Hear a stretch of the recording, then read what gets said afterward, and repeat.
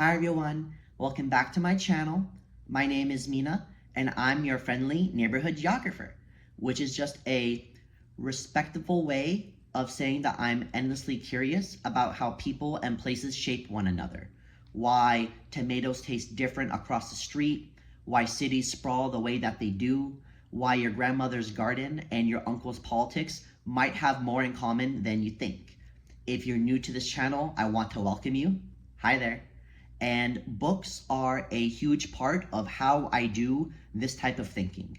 And I'm wanting to split my book recommendations in today's video into roughly 4 sections, which is 1, fiction, because before you can understand the world, you have to be able to imagine being someone else in it.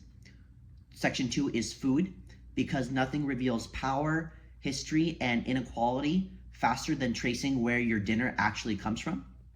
3 is philosophy, because at some point you have to turn the lens back on yourself and ask whether quote unquote reality is even a thing. And of course, I have a bonus Black Sheep recommendation. It's a book that doesn't necessarily fit in any of those categories, but it does earn its spot in my recommendation list anyway, at least this first set of recommendations. So I hope you're able to sit back and enjoy. And without further ado, let's start off with some fiction.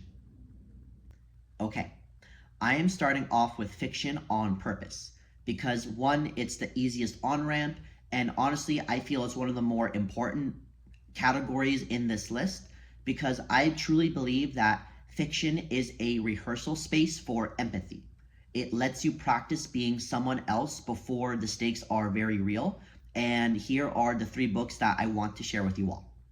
So the first book I want to recommend is called The Alchemist by Paulo Coelho. I think that's how you pronounce his last name. I apologize if I already butchered it. But basically, the synopsis is The Alchemist follows Santiago, a young shepherd, who sets out across the desert chasing a recurring dream of treasure buried near the Egyptian pyramids, which is actually where I'm from. I'm Egyptian. Hey, what's up? Along the way, he meets kings, he meets alchemists that can turn lead into gold, a string of omens that keep nudging him forward, and the quote-unquote treasure he's actually chasing turns out to be something much bigger than gold itself. And what I think this novel, teaches really, really well is that the whole book is kind of built around the idea of pursuing your quote-unquote personal legend, your life's purpose, whatever that might be for you, instead of just daydreaming about it. All good things in life, I think I had alluded to my previous video here on this channel, all good things in life require effort and require mass effort. And so a few core of these philosophies that I think run really well through this book is that your destiny has to be actively pursued. You have to put in the work itself in order for you to see the fruits of your dreams to become that reality that you want it to be so badly. Instead of having to passively wish for it, you have to put in the work. One of them is that when you fully commit to your purpose, the universe itself conspires something, right? It conspires to hand you these serendipitous, happy mistake, happy accident moments to help you along the way. That the obstacles and setbacks on the journey that you're on are where the real education and the real learning and the real work happens, not just at the end. And that your heart understands something much deeper than logic does. So it's worth listening to even when fear is telling you to stop and go back and to start passively daydreaming again. And I would say that when the moment I had first picked up this book, I realized that it was definitely targeted towards children and towards a younger audience, but that doesn't mean that adults can't relearn and learn these lessons later in their lives. And I will say that it is a very, very popular book, and for good reason. I can tell you just from personal anecdotes, when I had my first hard copy of this book, I don't have it on me because I gave it away to a friend. I would sit and try to read it in public, whether it was like waiting for my laundry to get done at the laundromat, at the bus stop, at the park.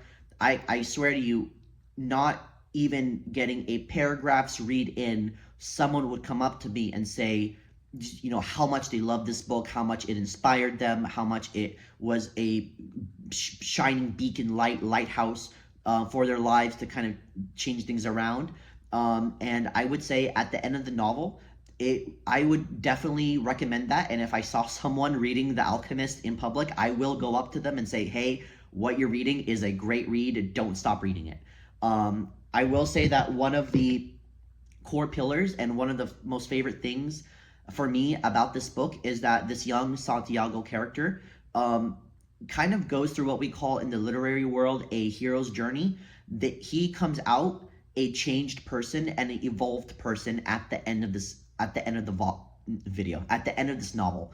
And so I would say that if you're looking for an introduction into fiction, if you're not really all that into that kind of space, if you prefer reading nonfiction, and if you just want to have an easy read and just want to go on this kind of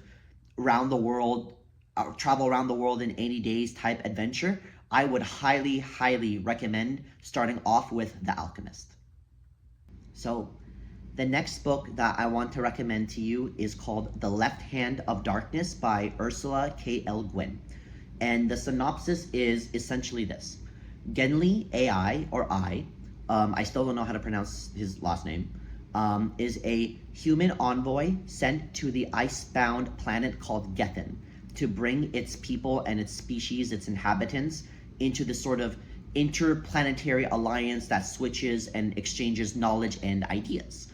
And the catch is basically this Genli person is human, and Gethayans are what we call demisexual or androgynous, meaning that they don't have any fixed gender for most of the month.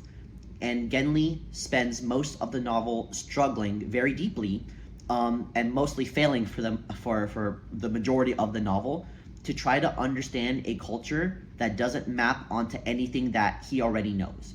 And a little bit about the synopsis: these Gethanians, people of the planet Gethin, they are basically genderless up until one point in the month where they enter this phase which they call Kemer. And so basically they are assigned randomly a gender, either male or female, when it's time to produce an offspring. And again, their body randomly gets assigned a gender based on the partner that they have. And so two Gethayans come together. They're in this Kemering phase where they're randomly assigned a gender, and that's when it's time to make some babies. And what I think it actually teaches us is that by removing gender from the equation entirely, Le Guin asks what's actually left once you strip away the assumptions that we stack onto a person the moment that we clock their gender. And her answer is just a human being, or just a creature. Because what she argues is that the real starting point is empathy at that point, right? The novel also makes the case that genuine communication requires you to sit with someone's quote-unquote otherness instead of rushing to translate it into something very familiar. Genli only connects with the Gethayan species once he stops trying to make sense in human terms, in his own human flawed terms. Excuse me.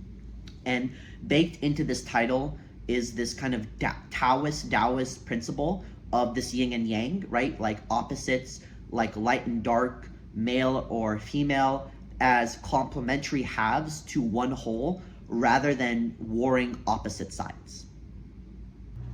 I'm sorry, y'all. It's getting a little bit dark in here. I'm filming this a little bit later in the evening. So, where was I? Oh, that's right. So, my personal thoughts of the book is for The Left Hand of Darkness is that for a novel that is only about 150 pages, is not even that, I think the author, K. Le Guin, does a really, really fantastic job of world building.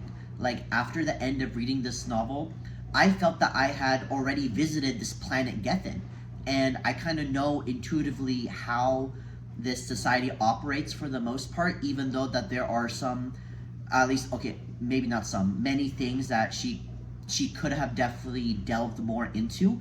I felt that it was such a great way. It just really speaks to her prose and her ability to create a world that seems so expansive, and without having to kind of take away, this one aspect of which in this case is gender. Like, for as much of this book not necessarily centers around a gender per se, but is definitely an aspect of this society, of this Scythian society. It's not the only thing that kind of centers around.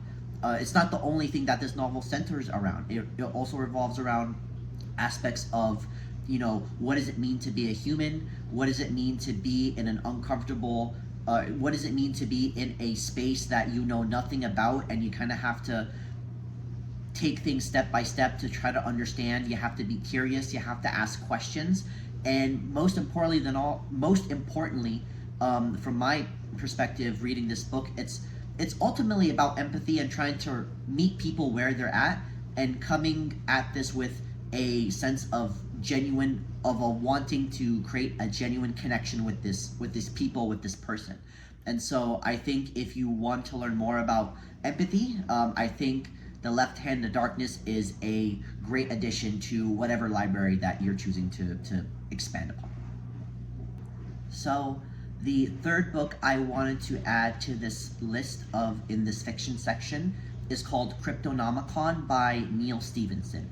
And the synopsis of this very, very dense novel, which I think if you choose to decide to read it, you are in for a ride, because basically the synopsis is, it is a sprawling doorstep of a novel that jumps between World War II codebreakers cracking the Enigma and their 1990s descendants trying to build a secure, what we call quote-unquote digital data haven in Southeast Asia, with a trail of hidden Nazi gold tying the two eras together. And if you don't know what that means, just know that if you like World War II, if you love a good treasure hunt, if you're into cryptography and code breaking, this novel encompasses all of that in one really, really great story.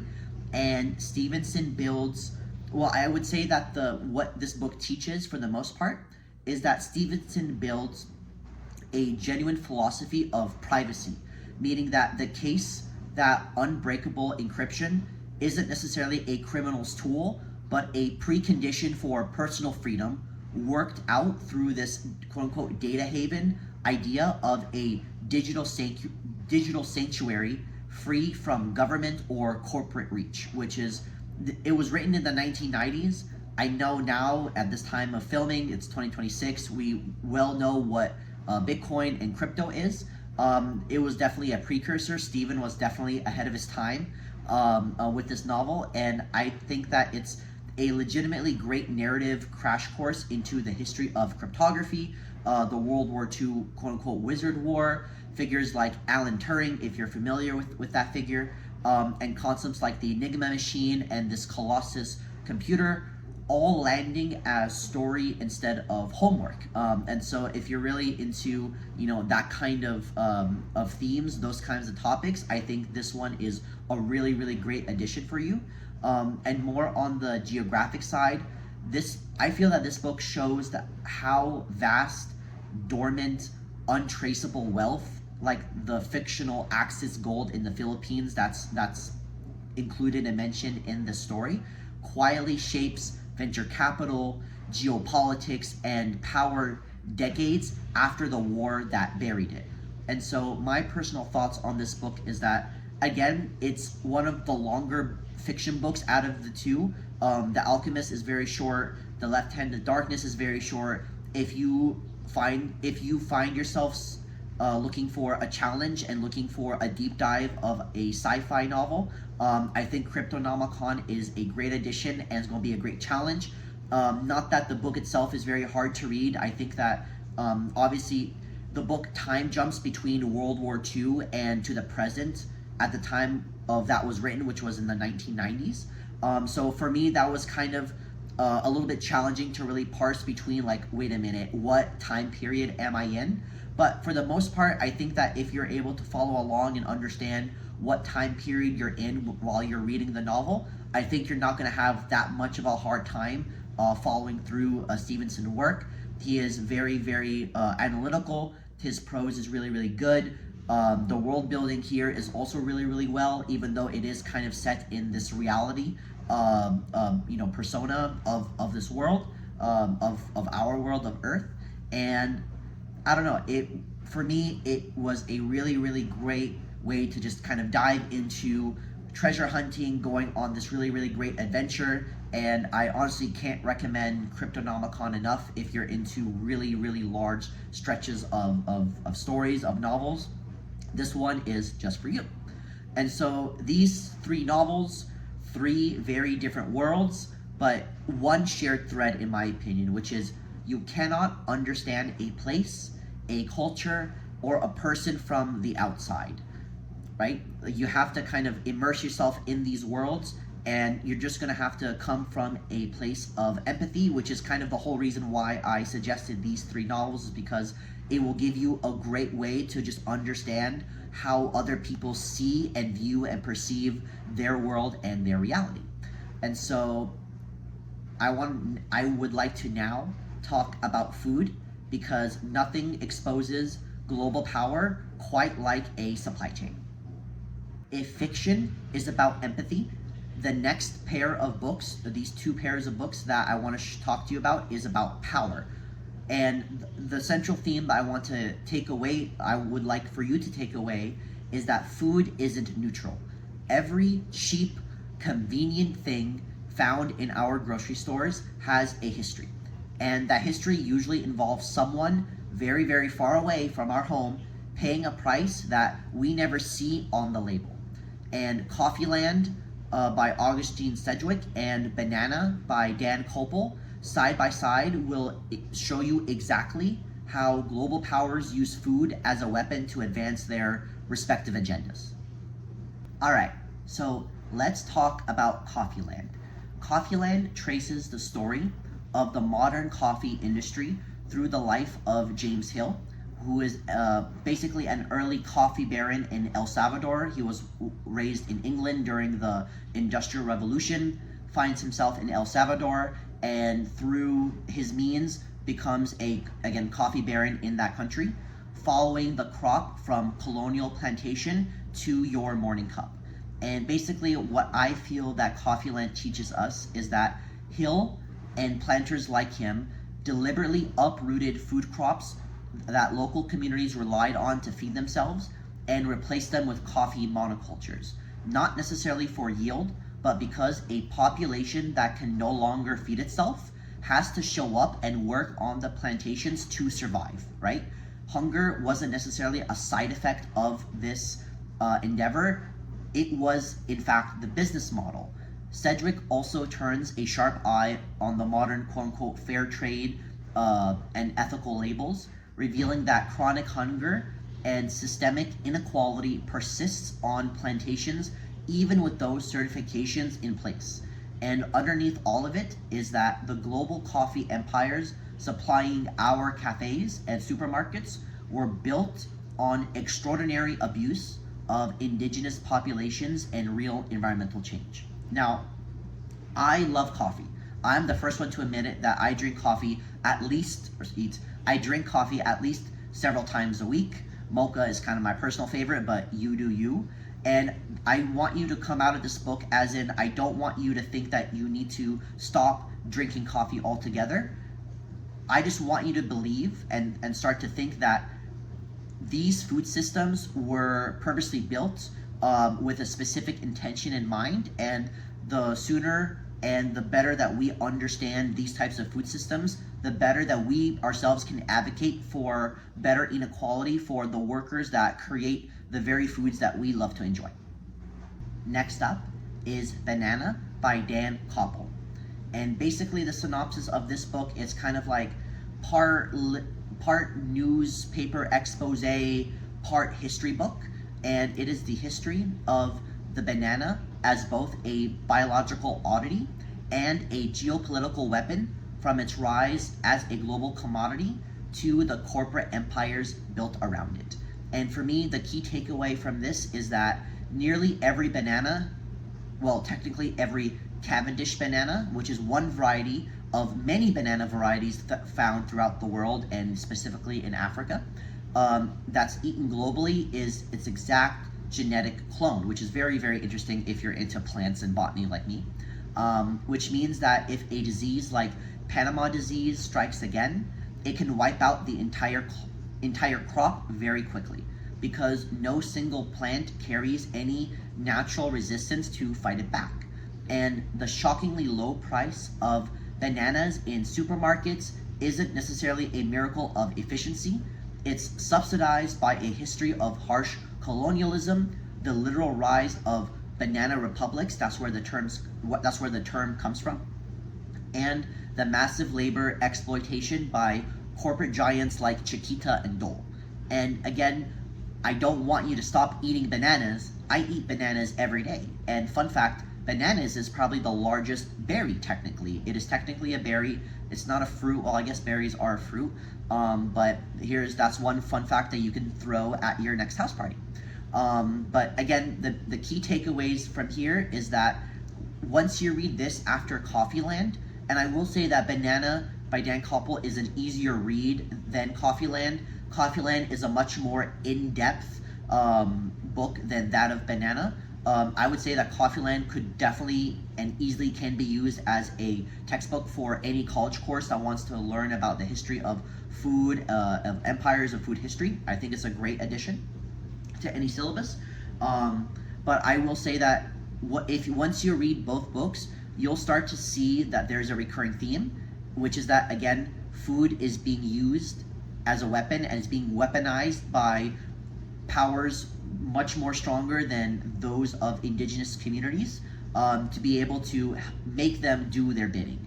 And I think the sooner that the larger population can understand where our food comes from, the better that we can advocate for, again, better working conditions and reparations for these communities that, again, work very hard to put these types of foods that we enjoy on our plates every day. Now, for the black sheep of this list, a book that doesn't necessarily fit neatly into either fiction or food or philosophy, but I still believe that it earns its spot anyway on my list, and that is Afrosurf by Mami Wata. And this is, I would consider this a coffee table book based on its size and how visual this is. I'm just going to flip through a few pages of this book. Again, this is a very, very visual thing. I think this is one of my favorite books because of how visual it is. I think this is kind of one of the more, I don't know how you would say it, but it's a really fun book to flip around. I think this is a great conversation starter to any home or to any conversation. And basically, this is a 320-page visual, quote unquote, I would say show and tell of African surf and street culture, produced by this African surf brand called Mami Wata, and it documents the surf communities across 18 African coastal countries, a world most people, myself included, going into this, know essentially nothing about. And so for me, what this book teaches is that it shatters this Western archetype of who a quote-unquote surfer actually is. And it goes through this visual guide through over 200 photos, street art illustrations, and comics capturing local surf signatures and indigenous wave riding traditions, alongside interviews and profiles from more than 25 African surfers spanning historic figures to the current generation of the global surf scene. And I'd say that this is a genuine mixed media dive into the continent's subcultures. This book has think pieces, it has poems, it has playlists, it has recipes, it has essays exploring the deep spiritual reverence of how these African countries view water, view the coastline, view the ocean, across the continent. And I'd say that there's a quieter thread in this as well, which is how surfing is being used as a tool for healing trauma in youth communities through organizations like Waves for Change, which is mentioned in this book. And I cannot, again, recommend this enough. I ended up getting this signed by Salema Masakela, who is one of the founders of the Mami Wata surf brand. And I'd say, Salema, if you end up finding this video. Thank you so much for producing this book. I learned so much. I've been surfing since I was 18, which is like around 2014.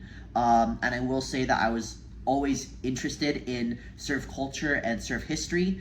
And I ended up reading and getting The History of Surfing by Matt Warshaw, which was a great introduction to surf culture if you're into that too.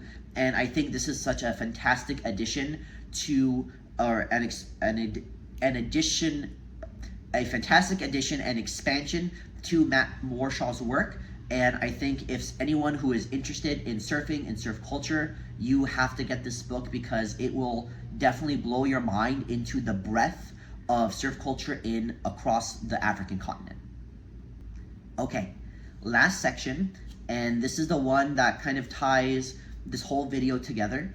We've talked about understanding other cultures and other economies, and this last section is built about understanding other minds, including uncomfortably our own. So let's dive in. The seventh book, or I guess the next book I want to talk about, is called Zen and the Art of Motorcycle Maintenance by Robert Pirsig. And this one is, this one's a thick one, boy. Let me tell you, this one's not the easiest read, which is why I put it in the last section, or talked about this last, because out of all the books I mentioned, this is probably the most densest book. You really have to sit with the material, because basically it is part road trip novel and part philosophy lecture, which is why it's kind of really hard, at least for me, it was really hard to follow, because it follows the story and adventures of a father and his son that ride their motorcycles across the American West during the 1970s, which was at the time this book was written, while the narrator, who is the father, works through his own personal history of madness, his own psychosis, and while also at the same time exploring this theory of what quote-unquote quality actually is, which is where we get the subtitle of this book, which is An Inquiry into Values. And the values in question that they're exploring in this book is quality. And what does it mean to live a life that's filled with quality? And what does it mean to live a quality life? And so the part of this book and part of this novel, the narrator is using the metaphor and the example of maintaining their motorcycle across this road trip, because again, if you're going through the West, if you're driving through Montana, if you're driving through the plains, if you're driving through Colorado and the American West, there's not that many motorcycle maintenance shops to make a pit stop for, especially during the 1970s. And so it was imperative for this father and son duo to better understand how their motorcycle and how their machines work, so that way they can fix it and maintenance it should something go wrong. Because the last thing you want to do is be stranded in the middle of the Great Plains, surrounded by cornfields and nothing but cornfields, right? And so for me, what this book teaches, is that maintenance isn't necessarily a tedious chore. It's giving your machine a full, focused attention, becomes a meditative practice that quiets our mind and pulls you into the present. And so from there, Pirsig,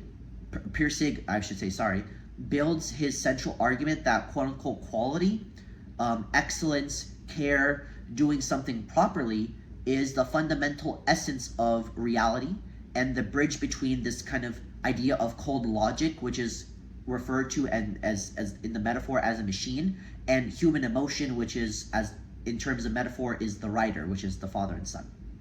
And if that does not make sense, trust me, it did not make sense to me. I had to read this book maybe like 3-4 times in order for me to really get it.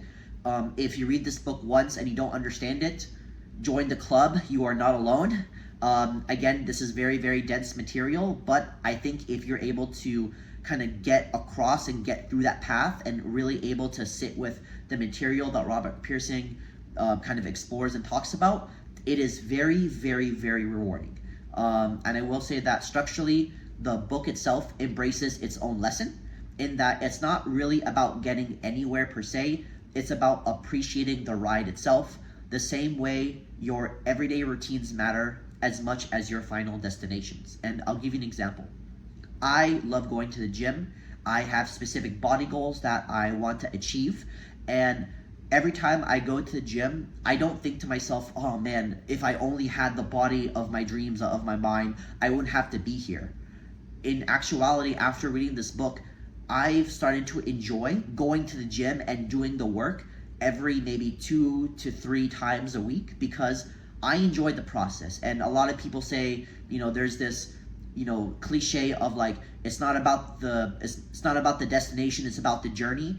And this book, Zen and the Art of Motorcycle Maintenance, in only about 400 pages or so, goes this roundabout way of explaining the same thing that the quote I had just shared with you. It's not about the destination, it's about the journey, and it's about enjoying the journey while you're on it, because the destination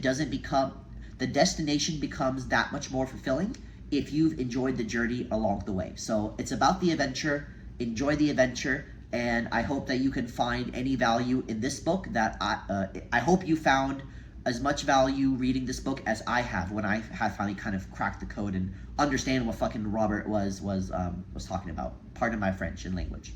Apologies. that just came out. Okay. Last but not least is the last book I want to share with you, which is How to Change Your Mind by Michael Pollan.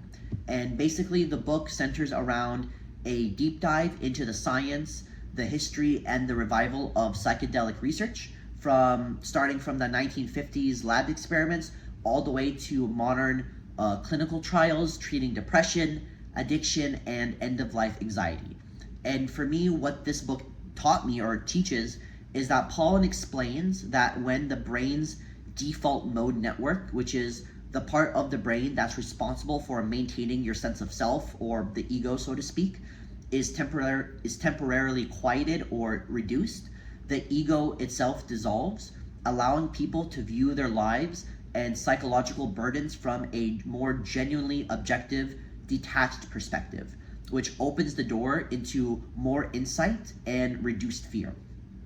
And basically, beyond symptom relief, the book kind of documents how these experiences can trigger more transcendent or even quote-unquote mystical states that leave people with a more deepened, lasting sense of connection to nature, the universe, and each other and themselves. And to be clear, I am not telling you to go out and do LSD or mushrooms. I am telling you to read this book because it's very interesting. But really what I'm telling you is that our perceived reality, what we each individually think is as quote-unquote real, is not necessarily the same experience as everyone else's. And if you actually want to understand the world, you have to start practicing the art of letting go of what you are sure is correct, and start putting yourself in other people's shoes. So that's around 8 books and 4 piles, which is Fiction, The Alchemist, The Left Hand of Darkness, and Cryptonomicon, which is those main purposes, or the main takeaways from those books are: pursue your purpose, practice being someone else, and notice how buried history still shapes the present. Food, by which is Coffeeland and Banana. Trace your breakfast back far enough, and you'll find colonialism, monoculture, and power at every single time and every single step of the stage. The Black Sheep, which is Afrosurf. For me, that's a reminder that the entire world exists right outside your field of view, waiting to be noticed.